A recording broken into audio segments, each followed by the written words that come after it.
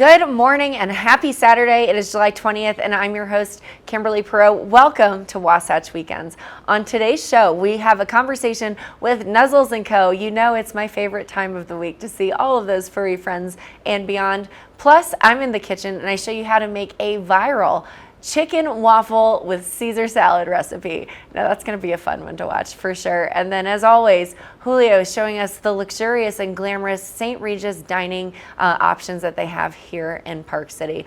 All of that and more. So before we get started, let's take a look at today's weather.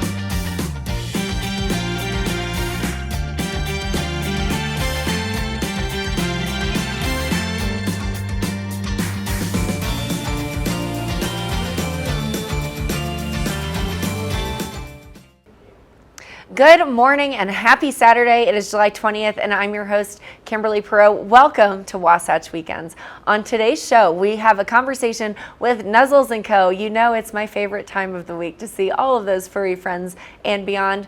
Plus, I'm in the kitchen and I show you how to make a viral chicken waffle with Caesar salad recipe. Now that's going to be a fun one to watch for sure. And then as always, Julio is showing us the luxurious and glamorous St. Regis dining options that they have here in Park City. All of that and more. So before we get started, let's take a look at today's weather. Okay. All right, guys, you ready for us? Yes.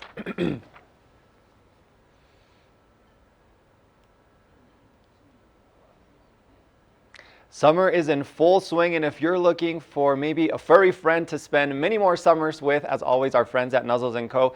have got us covered. And today joining us is Director of Operations, Erin Mead, with a couple of kitties there. Erin, how are you? Good to see you. Good morning. It's good to be here. It's been a while since you've been on the show, but you do a lot of work for Nuzzles & Co. as the Director of Operations. So Erin, for folks who may not know you or who may not remember you from the last time you've been on the show, tell us a little bit about yourself and what your role is as Director of Operations. So Director of Operations means that I cover everything from ranch logistics to our adoption center, handle the foster and volunteer program, and of course my wonderful staff that we couldn't do what we do without. Yes. So. Awesome. You do a little bit of everything, and like you said, you get to work with really amazing people who we've had the opportunity of meeting. But I kind of want to talk about the friends that are joining you today. They're with you, Erin, those two lovely kitties. Tell us a little bit about them. I know you said they're about 4 weeks. Is that right? Yes, so these two sweet babies came in with their mama. Oh my goodness. We rescued them from a overcrowded shelter. Okay. Probably about 2 weeks ago when their eyes weren't even open. Now they're 4 weeks old, super healthy. They're still with their mama. I'm fostering them, Yes. and they've just been a joy. Now their eyes are open, and they're going to hopefully start playing soon, and they'll be available for adoption in about 4 weeks. Okay. And it's super important for people to know that fostering is easy. Even with a schedule like mine, I can, house this sweet little family and just provide them safety and love until they're ready to find their forever homes. Exactly. So anyone can do it, really. Anyone can do it, and it's a great opportunity also, Erin, for folks who maybe are not ready to maybe fully commit to adoption, and they kind of maybe want to try it out, get to hang out with some of the animals and provide them, like you said, a safe and shelter, which is very important. Yeah. What is that process like for folks who want to maybe foster? You just go on our website and Okay. sign up. We match you with what you're cap capable of Mm-hmm. handling, whether it be puppies, adult dogs that just maybe need a break from the shelter life, newborns with their moms, bottle babies. If you have any interest in that, we can always use someone that is willing to bottle feed a puppy or a kitten. And let me put him Yes. down. Sorry. Stuck to me. There you go. Okay, baby. Um, and it's just really fulfilling. Usually our fostering is about 2 weeks. Okay. For neonates, it can be a month. But then you get to bring them back. You get to help them thrive, be in a home environment. We Yeah. provide everything you would need from food, crates, toys, Oh, wow. bowls if you have any. And we just really want them to spend time in a home before they find their forever place. Yeah, that's very cool. And like you said, there's opportunities for everyone from all different sorts of lifestyles, and everyone can have the opportunity to foster. Erin, does it ever happen that folks foster and then they end up adopting? Oh, Yeah. yes. We hate the term foster fail, but I am actually a victim of two foster Yeah, fails. okay. And sometimes you just fall in love and it just works out, and we love that. Yeah, It's amazing actually, because you have probably spent time with them before they, even knew what a home was like, and then right. they end up in your home and they just fill that missing space. Yeah. So, I love that. I love that, people are able to connect with the pets, and if it works out, yeah. they can find their forever home. And we were talking off camera a little bit, Erin, as well. These kitties that are with you right now just received their shots. Yeah. So I know that Nuzzles does a lot of work, to make sure that all the animals have all their medical procedures done. Talk to us a little bit about that. Yes, every animal that comes into our facility receives vaccines, a microchip. They get spayed and neutered before they leave. So we have an in-house vet that will cure anything from heartworm to broken limbs. And Oh, wow. of course, spay and neutering is essential as we want to try and reduce overpopulation of unwanted kittens and Yeah. puppies. I know sometimes people, like the neighbor dog comes over and plays a visit Yeah. to their female dog, and all of a sudden they have six puppies that they don't know what to do with. And ultimately, those puppies either end up in a shelter or with us, Yeah. which is usually the case. And so we want to try and make that not a reality for people by offering low cost spay and neuters to the community. We offer them to other partner rescues Awesome. and shelters throughout Utah where pets can come in and receive spaying and neutering at something that's not going to break the bank. Yeah, absolutely. That's very important. Well, if you're at Yeah. home watching and you're interested in either the fostering or adoption process, you can always visit nuzzlesandco.org to see all the available pets. These kitties are not available yet, but they will be soon, so also stay tuned for that. Now, Erin, I want to switch gears and talk a little bit about the Nuzzles Gala that is coming up on July 27th. We've been talking about it here for the last few weeks. It's a very exciting event, so tell us all about it. Oh my gosh. Every year I look forward to our Yeah, gala. It's so much fun. This year it's July 27th. It starts at 5:30 and it's at the Pendry Hotel okay. in Park City, which if you haven't been there, it's a gorgeous hotel right at the base of the Canyons Resort.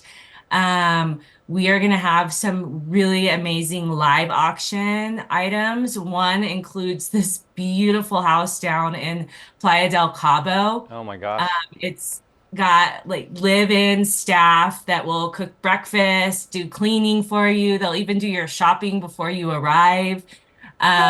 This is like a $50,000 home that normally Wow. rents for $7,000 a night. It sleeps eight people, and so that's our biggest prize that we have Okay, wow. that people can paddle up for, which the paddle ups are like my favorite. It's so exciting. There's Yeah. a big wine cart that people always go crazy over. And then another fun thing that we have, if you can't buy a ticket, which tickets are still available, they're $375 a person or $3,750 for a table of 10 if you Okay. want to bring a bunch of friends and have a fun night.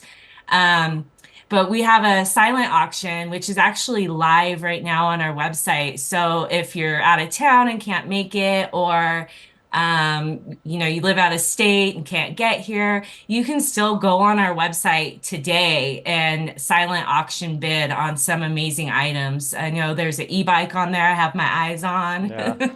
and art, jewelry, and other really cool things that will all 100% go back to supporting nuzzles and kittens like this. Yes. So, yeah, we look forward to it every year, and we have some amazing things up for auction. Awesome. Well, we're looking forward to it as well. A couple different ways to get involved and continue supporting the work of Nuzzles & Co. As always, make sure to visit the website nuzzlesandco.org. As Aaron mentioned, tickets are still available. And if you are not able to make the event, well, there's also that live silent auction online as well. So Aaron, thank you so much for joining us, sharing a little bit about the Nuzzles Gala and introducing us to your little furry friends there. Thank you, guys. We will see you soon. Thank you so much. Okay.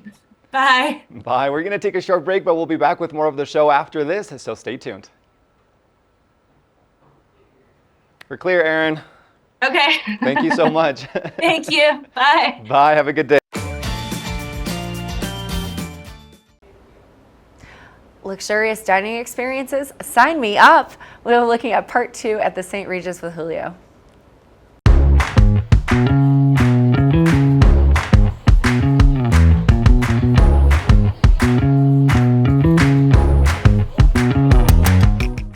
All right, Chef, you are giving us a little exclusive look into the kitchen here at Rhyme.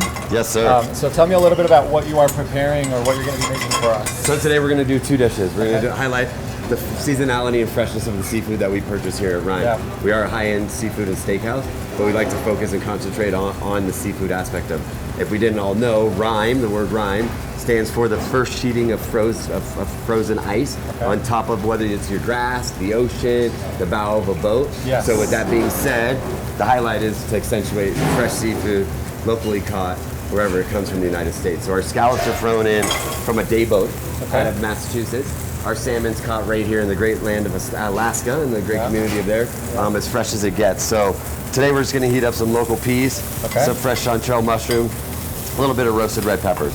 And you can already start to smell. Yeah, and over here we have our play on like Indian street corn with a little Mexican flair, being that the indigenous people of this community were the Navajos and the Utes, and sharing their culture and their indigenous products is kind of where we came up with this dish. So it's kind of a collection of corn veloute, cotija cheese, Mexican influence with a little bit of Indian coolness. Yes, right? Yeah, indigenous ingredients. So from here, we'll just do this. But then as we move here, we'll let these kind of simmer and heat up. But we'll go and plate this lovely... we'll move back over this way. This lovely watermelon salad that we have. So we have fresh watermelon that we've compressed in a simple syrup, served with mint. We have this beautiful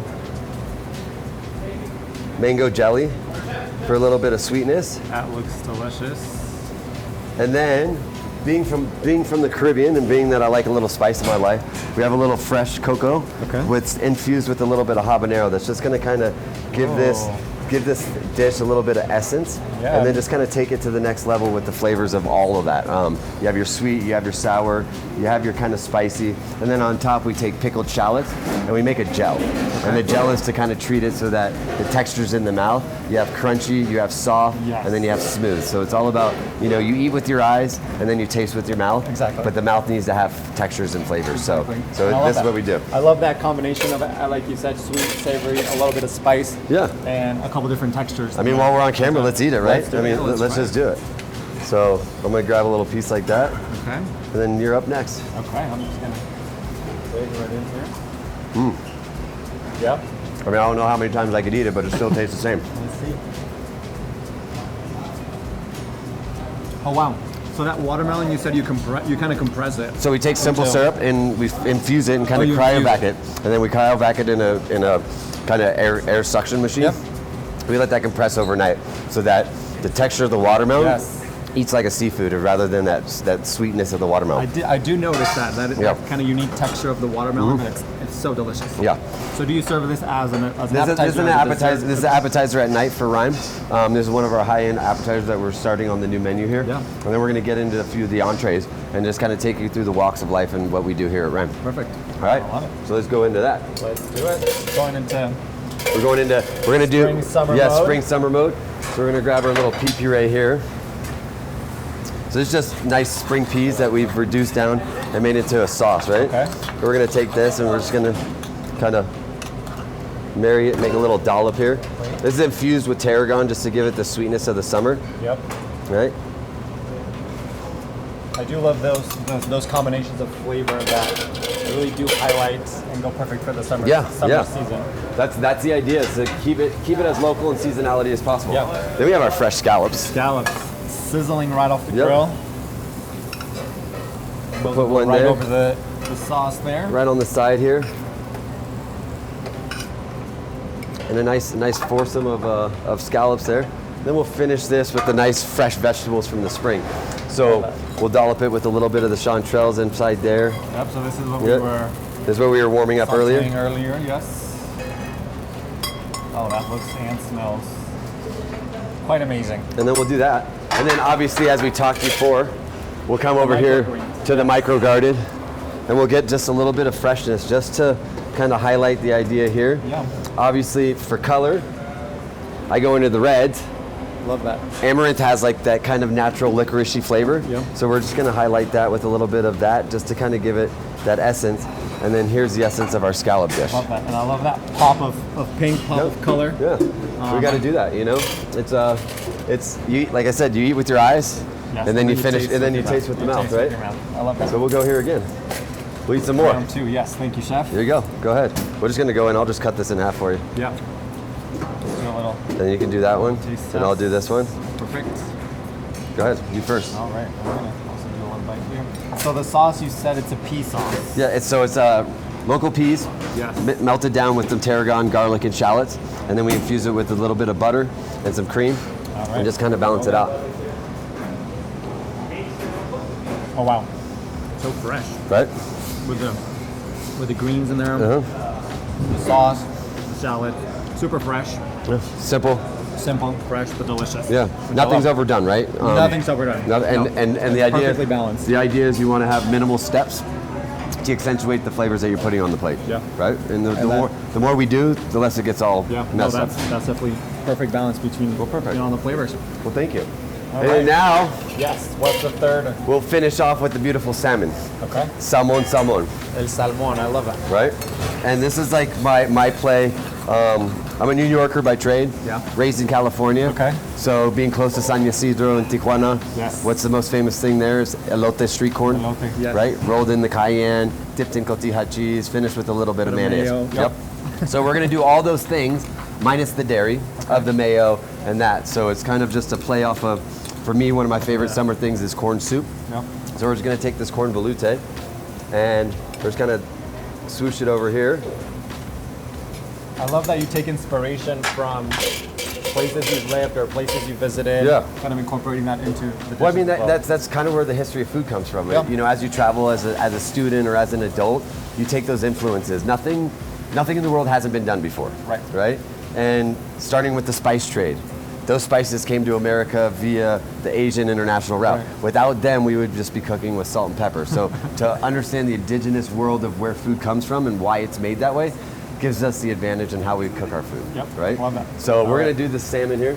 We're going to take this lovely crispy Copper River salmon. Yep. Some nice skin on it. Nice and crispy there. Yep. We'll take it, we'll plate one here. We'll plate another piece there. And then we'll grab our lovely vegetable medley here. And just kind of top it And off. just kind of there. top it off, yeah. Wow.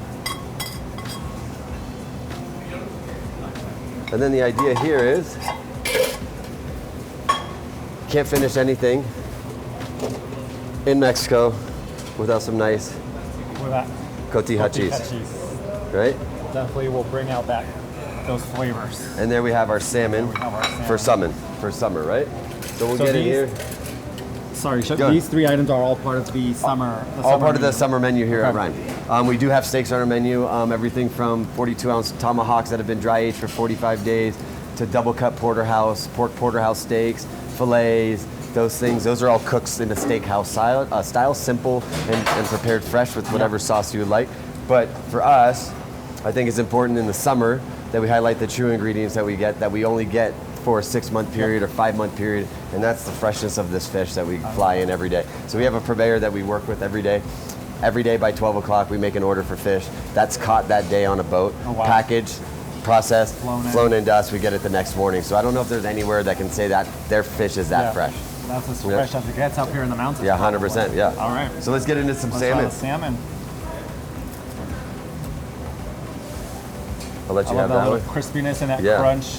Yeah, go right ahead. on the top. You go first. Alrighty. I'm gonna try to get some of the corn in there as And the well. salsa, the yeah. cotija cheese. All right, cheers, chef. Cheers.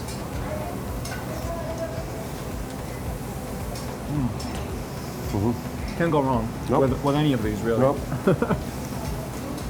Super delicious, super fresh, well balanced flavors. Once again, and I love that corn with the cotija cheese. Super good. Yeah, it just reminds me of my childhood, you know? It does. It really does. And I think when you play with food and you work with food, if you can bring back nostalgic memories to guests, That's what it's all about. that's what it's all about. That's what it's all about. And then get them starting to think, my grandmother used to make this. But you made it as good as my grandmother. Yeah. You know, and those are the stories that we like to captivate with our guests. Yeah. So, All right, Chef, thank you so much for taking the time of preparing some of the dish items that you did today, part of the summer menu here at the St. Regis, and for the overall experience that the entire team has given us here. We really did receive that luxury treatment that the St. Regis is all about, so I appreciate you all being with us today, Yeah. and to the rest of the St. Regis team for joining us. and you know what our motto here is at St. Regis, right? What is it? When the guest has to think there's no luxury involved, right? Yeah. So we invited you to our house to show you what luxury is without having the expectation or knowing what we were going to provide for you. So thank you for joining us. It's our privilege to have you on property. We'd love to see you again. You're welcome here. Our doors are always Thank you so open. much. You're now part of the family. I appreciate so that. the family branch is extended. You're welcome here anytime, and we'd love to see you more. Thank you, Chef. Thank you, Julio. It's All been a right. pleasure. Pleasure. Thank you. Let's keep digging in. Let's go. Why not? Yeah. More food. Thank you, Chef. Appreciate it. Hungry.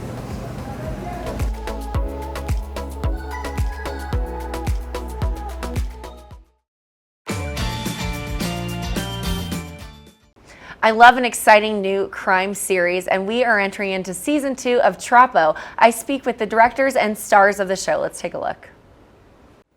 Now, I'm so excited about our next guest. I've got the stars of the hot crime series Troppo season 2 joining us today. We've got Thomas Jane and Nicole Shamoon. How are you both?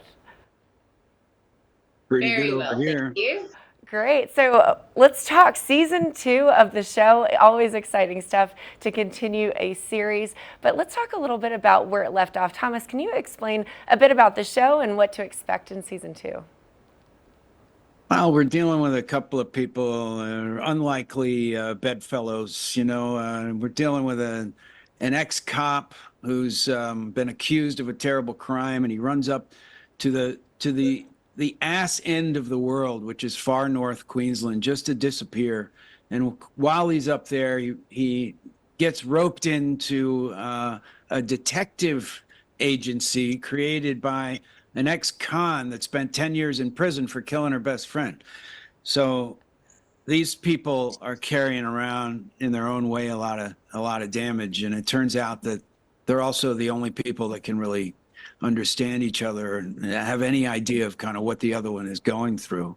So watching them try to put their lives back together is part of the fun of the show. And then, of course, murder and mayhem happen to them while they're just trying to get their lives together. So that's what's been really fun about these two unlikely people. That's great. Nicole, tell me a little bit about your interpretation of it and what it's been like to wrap season 1. Where did we leave off? And then what's happening with the characters in season 2? The end of season 1, Amanda's complete identity is shaken, and she's left not knowing who she is or where to go, which leaves for a very exciting place to start season 2. And so for Amanda in season 2, there's a lot of exploration of identity, really, like who she is separate to that thing, which I'm not going to tell you because maybe you haven't seen season 1 and you should. But in her awkward way, she dips her toe into the community, into romance, kind of. And then, but still in the world of investigating and crocodiles and snakes and crazy Ted shenanigans, all of the above. It's wild. I love it. Now, Thomas, let's talk a little bit about filming. So obviously filmed in Australia, it takes place in Australia. You know, after doing a full season for season 1 and season 2, tell me a little bit about any fun stories that you might have on the set. Well, I know a lot more about northern Queensland than I ever did or ever thought that I would. You know, it's true what they say, everything can kill you up there. It takes a hardy breed of human being to put stakes in the ground up there and make a living. We have a really, really great Australian crew and a crew of actors who I really enjoy working with. Rhoda Mitchell, Simon Linden, of course, Nicole, who we've, you know, the show really is about me and Nicole creating these characters, Ted and Amanda. That's the heart of the show, and we made sure to put that front and forward in season 2. Awesome. And Nicole, so Amanda, you mentioned the thing. We don't want to give it away for fans that have not seen season 1 yet. But as you've continued to work with Thomas here, you know, what's been a favorite moment in filming for you? There's a moment where Amanda feeds a king brown snake a live mouse. Oh, gosh. Which Nicole, the actor, had to do because there was no way around it. So that was fun. And there was a level of there was fear I didn't need to act in that scene, essentially. But it was just a reminder of just how close danger was at all times and how close danger is in Crimson Lake at all times. So that was lots of fun. In fact, that was the scene you directed, Thomas, I think, from memory. Hey, we had a lot of fun. So much fun. That's wonderful. Yeah. So tell us where we can watch seasons 1 and 2, and congratulations as well on both seasons being out. Thanks. Prime Video, baby. That's our Prime home. Video. July 25th, season 2 drops, all 8 episodes. So if you haven't caught season 1, it's a really fun watch. It's different. It's exotic locale. We've got crocodiles and cassowaries and snakes, and of course we've got Amanda is probably the most dangerous animal up there. You've got to watch out for those exotic animals for sure. Well, congratulations to the both of you. It's wonderful to have a few minutes of your time to talk about this exciting new project, Trapo Season 2 on Prime Video. Thanks so much for joining. Thank you. Now stay tuned. We've got a bit more of this show. We'll be right back after this commercial break.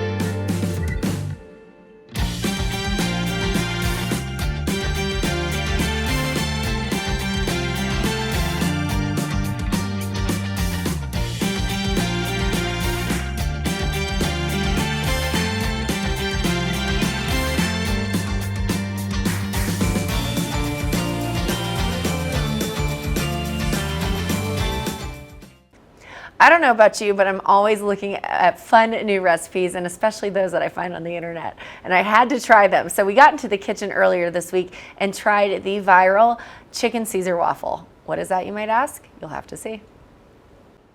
Now, it's my favorite time in the show where I am in the kitchen trying out all kinds of new recipes and sharing my favorites. Now, you may have heard of chicken and waffles. I certainly have because I grew up in the South, but we're going to try something different. It's a viral TikTok recipe that I've seen, a chicken waffle Caesar salad. What in the world is that, you might ask? Well, I wondered the same thing, so we're giving it a shot. We already started working on our waffles, so we're gonna make it into a sandwich. So I'm making 2 mini waffles. It's about the size of an Eggo. I have one already going in the kitchen here. As you can see, it looks great. We've already kind of got it started, and I'll tell you all of the ingredients to put into our chicken waffle. We're just gonna set that over here. I've got Caesar salad mix. This is if you want an easy hack, or if you're feeling extra creative, you can make your own dressing, make your own Caesar salad, grab the romaine, roughly chop it. But we're gonna go, for the sake of ease, we've got the Caesar salad mix already prepared at the grocery store. I'm gonna just set this right over here. Parmesan cheese, you can never have too much Parmesan cheese. Now I know that Caesar salad kit probably already comes with its own Parmesan cheese, but you never know. We're gonna always add more to it. You can even add it into the chicken mix if you want to, but we're gonna stay fresh. And then bacon, we want the bacon. Give me all of the bacon. That saltiness, it's just great.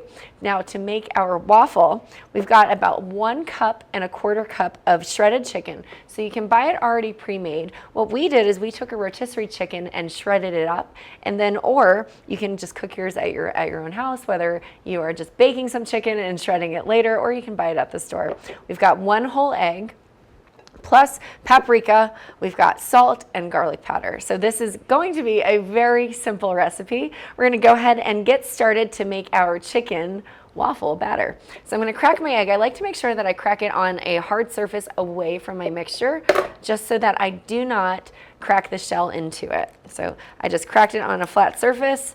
We're opening it up right there. Now I know the egg gets a little bit messy at times, but that's okay. You have paper towels and a towel to wipe your hands on, just like this, right? So we threw our egg in there, and then we're gonna take about a half a teaspoon of all of our spices. So we're gonna do about a half a teaspoon of salt.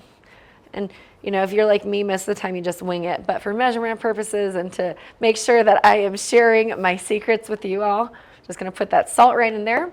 I used pink Himalayan sea salt, but you can use really any salt that you want to. Now paprika, you wanna make sure that you do just about 1/2 of a teaspoon of the paprika. Just dump it in there. Now you want to be careful to get regular paprika. If you have smoked paprika, that's fine. It just gives a little bit of a different flavor palette than what you would probably be used to in a traditional chicken Caesar salad. And then we've got a half a teaspoon of the garlic powder. In my opinion, you can never go wrong with too much garlic powder. Once we've done all of that with all of our spices, we're just going to take my fork, my handy dandy fork right here, just mix it all up. Make sure that you're breaking in that egg yolk. You're just gonna mix it all together. And what I love about this recipe is that the paprika gives the waffle a nice, like crisp, like orangey golden hue. So it also adds that to the chicken. Now egg, you may wonder, you know, the chicken's already cooked. Why are we cooking it again? The egg is a really great binding agent for all things. So we could try to shred the chicken and put it on the waffle maker. It's not gonna stick together. That's why we've got the egg here. And the more shredded it is, the easier it is to manipulate. But we've got a rough shred here from the rotisserie chicken, straight from the grocery store. So this is about the extent of the cooking you're gonna do on this recipe. You can make your own bacon. We made our own bacon here, but you can also, another easy hack, just buy the bacon bits that are already made in the salad section at your local grocery store. So it's looking good. Everything is coated. We've got our garlic powder, our salt, the paprika, the egg, all binded around our chicken. And now we've had our little handy dandy waffle maker. I like to name him Bob. Bob has been heating up. He is ready to go. He is ready for us to grace him with our chicken presence. We're gonna go ahead and get started there. So Bob is nice and hot. You want to make sure it's hot before you put this chicken mixture on it. And then I'm just gonna take as much as I can. You know, you're gonna smush it down a bit, so feel free to put as much chicken on it as you want to. If you are a macro counter, or are kind of tracking what you eat on a daily basis, this is approximately 150 grams of shredded chicken. So that definitely helps if you're tracking those calories and those macros.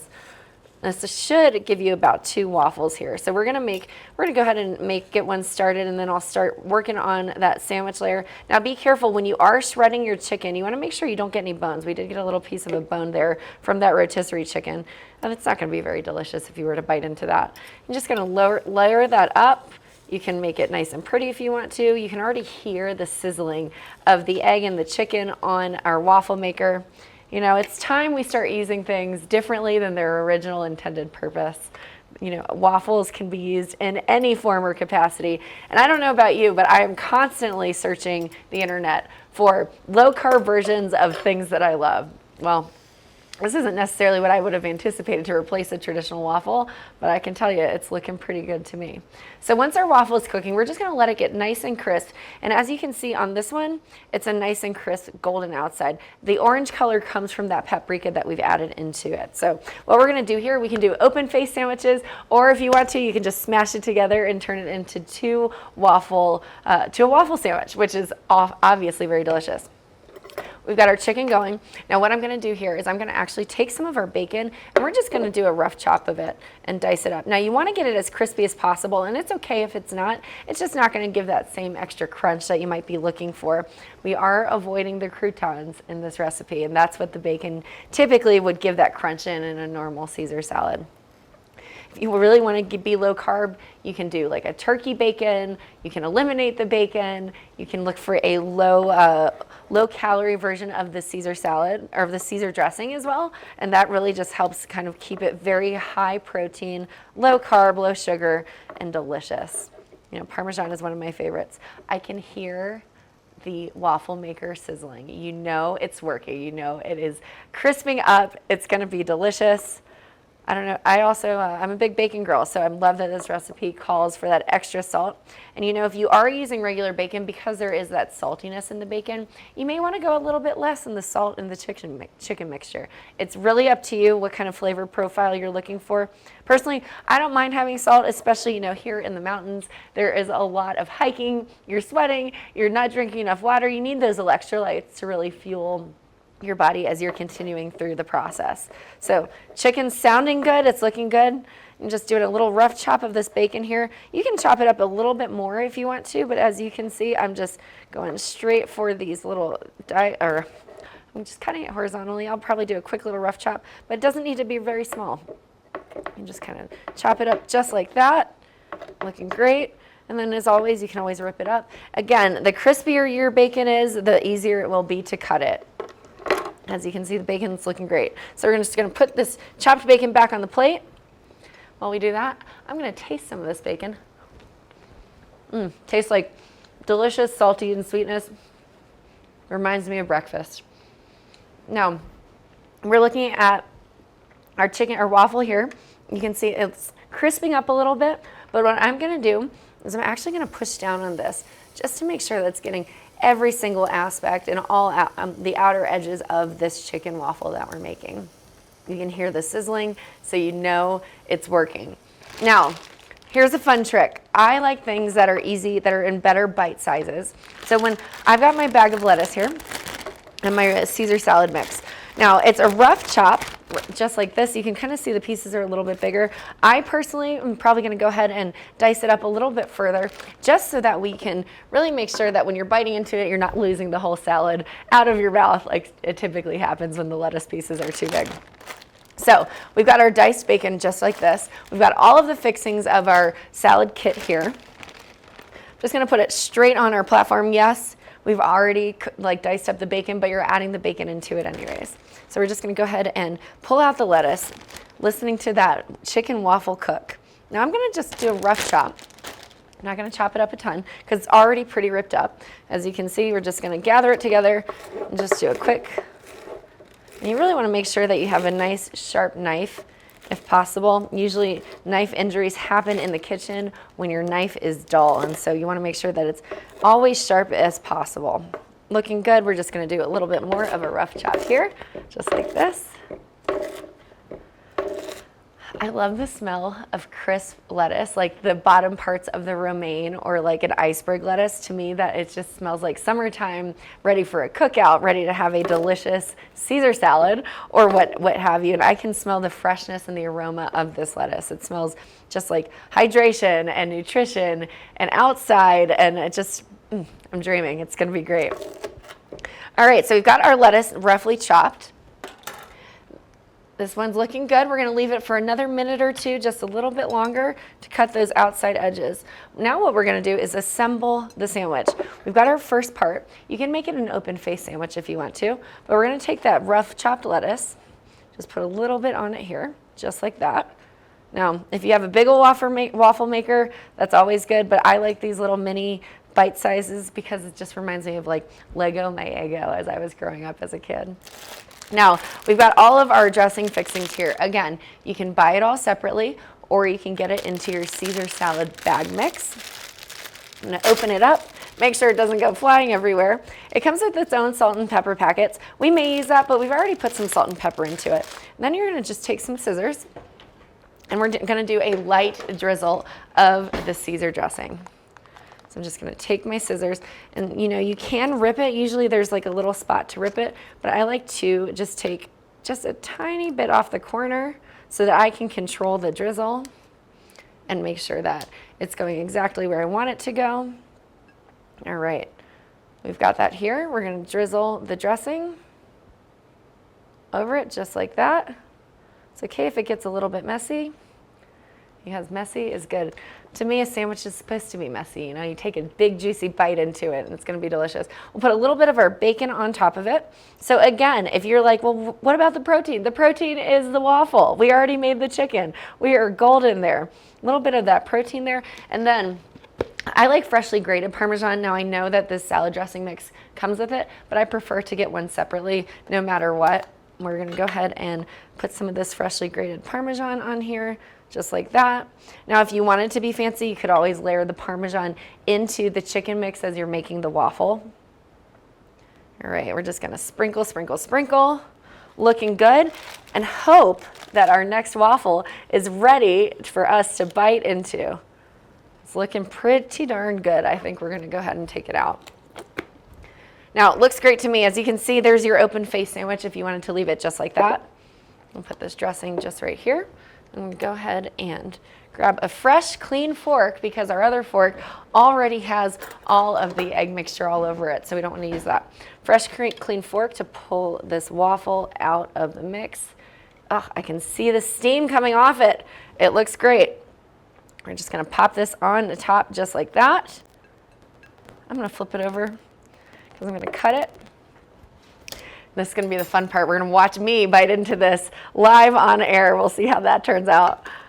Oh, it looks great. I can hear the crunch of the lettuce when I cut it. Oh my goodness, I cannot wait to bite into it. As you can see, pure protein, no carbs, a delicious Caesar salad chicken sandwich. We've got the chicken waffle, the bacon, the Parmesan, the Caesar dressing, and the lettuce.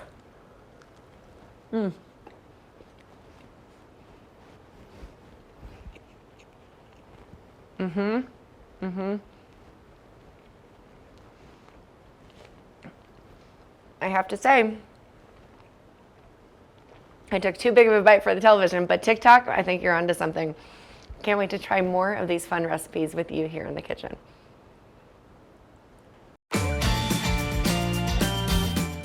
We are in the height of summertime, and you know what that means? That means lots of traveling, lots of cool things to see across the U.S. Now, I have a conversation with how to skip the tourist traps and find hidden gems all throughout the U.S. Let's take a look. Now, it's summertime and we are in the height of the travel season, and what that usually means is a fun adventure road trip. Joining me today is an expert in the road trip realm, Nick Miles, to talk about all the things that he has been on, all the adventures across the U.S., and how to find some hidden gems and beyond. Nick, how are you this morning? I am great, and thank you for having me. Well, it looks like you were road trip ready with the display you've got on site behind you. So let's talk a little bit about road trips. How do you turn them into an actual fun adventure where it's not stressing out anybody that's doing the planning and the long miles that you may have ahead of you? You said the key word there, planning, and that is if you fail to plan, you really plan to fail a road trip. It's getting things ready and being flexible as well when you get out on the road. Have a destination in mind, but remember it's really about the journey and things that you see and enjoy along the way. So one of the things that we've been doing here, where our Mini takes the states, it goes from Albuquerque, New Mexico, all the way to Seattle, Washington, over 9 days, 5 states, 9 different major cities. The idea with this road trip is we have a destination in mind, but we experience fun things along the way, and we're making sure that we have a couple of key places we want to visit, but as we come across the great jerky shop in Colorado, or we come across the great view somewhere, that we spend time and we enjoy things as we come across them. Well, I love that you mentioned that, especially if you're driving through our valley here. We've got lots of exciting off the beaten path things to check out. Now, speaking of road trips, oftentimes you are packing everything into the vehicle and then you don't really have much space to be comfortable as you're spending long hours on the road. Can you explain how we can be creative in our use of space within the vehicle? Absolutely. So I really started my career off as a producer, so I think about things logically and progressively. I think about what do I need in everyday life. So I charge my devices, make sure I have charging cables. I drink and I eat. Snacks are really important, probably the most important thing on a road trip, but also having the right fluid to hydrate there. And if you're bringing kids along, making sure that they have entertainment, making sure if you bring your pets along that they're comfortable in a vehicle. Think about what you'll need throughout the days. Do you have tissues? Do you have Kleenex for those things like the spills of the grape juice on the back seat? Those type of things. Think about the scenarios that you go through in every day with your whole family or with anyone you're traveling with, and just really have a small travel size version of those. Being in a Mini takes the states. I'm in the New Countryman. It's still a Mini, but it has lots of space, but I utilize that space well, bringing the little travel size mouthwash, bringing the travel size versions of things, and not packing excessive things that I need. I'm not bringing the winter coat, I'm bringing shorts and t-shirt. That's the smartest thing to do. I think most products now are being sold in travel sizes, and there are plenty of containers to help with that. Now, you mentioned Mini, Camp Mini. Tell us about the theme and the summer's largest road trip. Absolutely. So the big charities this year, Keep America Beautiful, they're the charity partner, as well as the American Camp Association. And they've done a lot of work in getting camps and getting things ready for those people that want to do road tripping.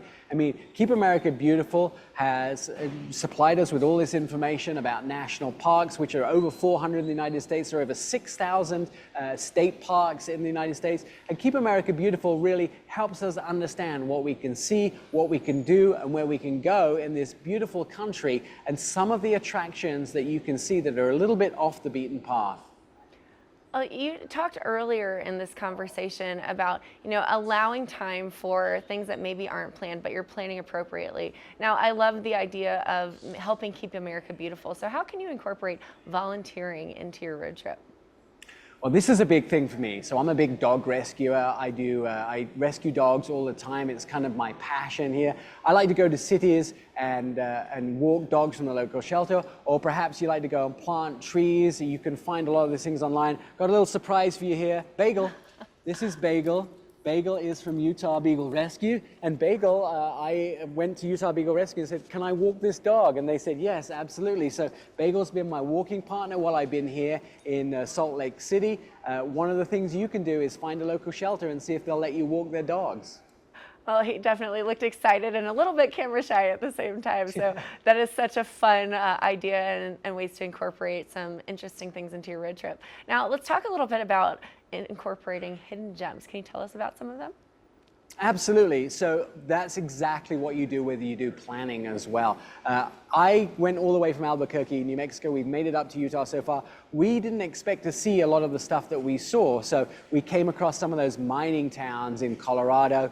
We stopped and we went in and we looked at some of the old railways. I came across a beef jerky store, which I had no idea was there in Grand Junction. Tasted some of the best snacks you can. I didn't expect to find one of the best funnel cake stores I've ever found. And plus, visiting food carts and local restaurants along the way is one of the best things that you can actually do. That all sounds incredible. A beef jerky store, sign me up. Now, Nick, where can we go for more information and to follow along the journey? Minitakesthestates.com is the website. You can do that, and you can see there Keep America Beautiful and the American Camp Association.